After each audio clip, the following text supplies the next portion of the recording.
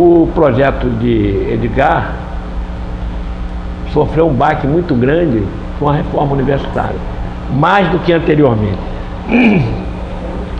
porque a ênfase era na ciência e tecnologia, e os recursos agora não vinham para a universidade, mas vinham para essas instituições que só financiavam ações na área de ciência e tecnologia. Então, uma universidade que montou o seu projeto na área de humanidades e artes ficou altamente comprometida. Passou-se a década de 70, de 80, nesse diapasão da reforma universitária. A universidade cada vez com menos recursos e as instituições centrais cada vez com mais recursos. Esse foi o mecanismo que os militares encontraram de invadir a autonomia acadêmica das universidades. E continua a mesma coisa. Está intacto. Como também montaram um esquema de administração pública em que todo o planejamento formava um sistema setorial. Toda a administração formava um sistema setorial. O que significa isso? Significa que o planejamento da Universidade Federal da Bahia estava ligado ao planejamento do MEC, que por sua vez estava ligado à Secretaria de Planejamento, o Ministério de Planejamento. Montaram um sistema de financiamento também setorial. Significa que o orçamento da universidade está ligado ao orçamento do MEC, que por sua vez está ligado ao orçamento no Ministério do Planejamento, e a execução do orçamento está ligada ao Ministério da Fazenda. Os estados imitaram isso, né? E foi daí em diante que o ministro da Fazenda e o ministro do Planejamento ganhou uma personalidade fora de propósito. Por que que Delfim ficou notável? Por que que Mário Henrique Simons ficou notável? Por causa disso. Todo mundo tinha que passar lá. Eu assisti várias vezes o ministro da Educação concordar com as argumentações sobre orçamento das universidades, dizer que ia lutar por isso. É um absurdo, o ministro da Educação ter que lutar por isso. Aonde ele vai lutar por isso? Com o presidente da República? Não. Com o ministro do Planejamento e o ministro da Fazenda.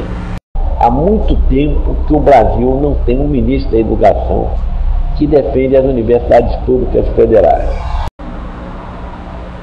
Atualizar o projeto de Edgar significa pensar em pesquisas, em pós-graduação, nessas áreas de artes, humanidades, etc.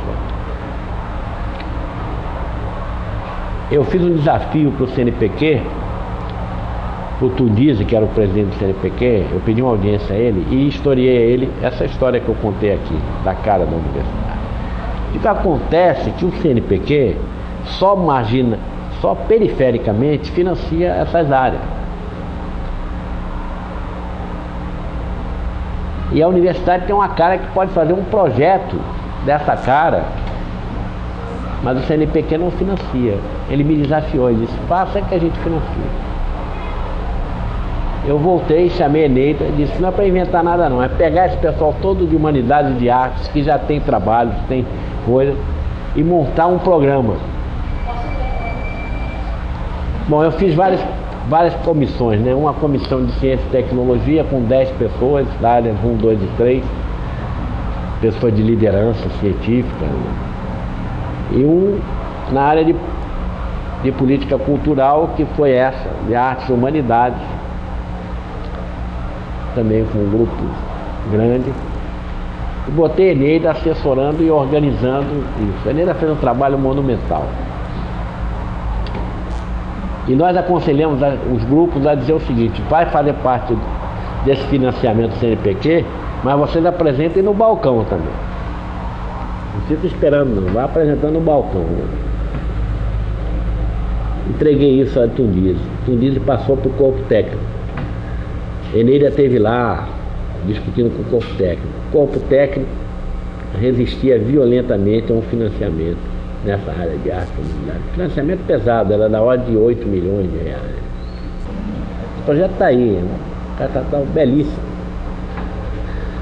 Só a Universidade Federal da Bahia poderia fazer um projeto daqueles, graças ao projeto de Edgar. A outra coisa era abrir a universidade para a sociedade. Da sociedade, desde a comunidade interna e a comunidade externa. Uma coisa emblemática, foram duas coisas emblemáticas. Uma foi o UFB em Campo, para ser projetos elaborados por estudantes que conviveriam com os grupos humanos da sociedade, que trariam novas formas de trabalho da universidade, novos objetos, novos métodos. E o segundo era emblemático também, que era abrir o Salão Nobre da Reitoria, que só era usado para a orquestra sinfônica e para a formatura. Aí nós abrimos o Salão Nobre, as assembleias das categorias começaram a ser feitas no Salão Nobre da Reitoria.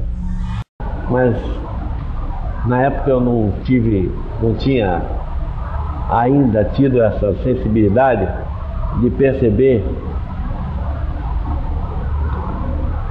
que mesmo um vizinho aqui, prestando serviço às empresas, que à noite aí os carros novos, bonitos, de executivos enchem esse estacionamento, mas vizinho a ele tem aqui um projeto Paraguaçu, que é uma coisa que os estudantes comandam,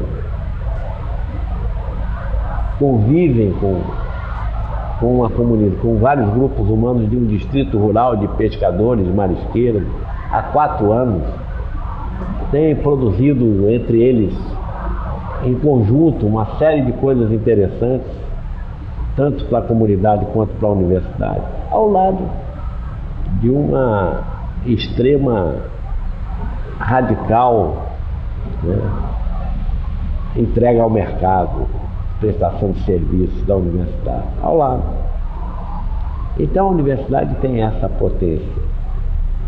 Essa é uma potência indestrutível.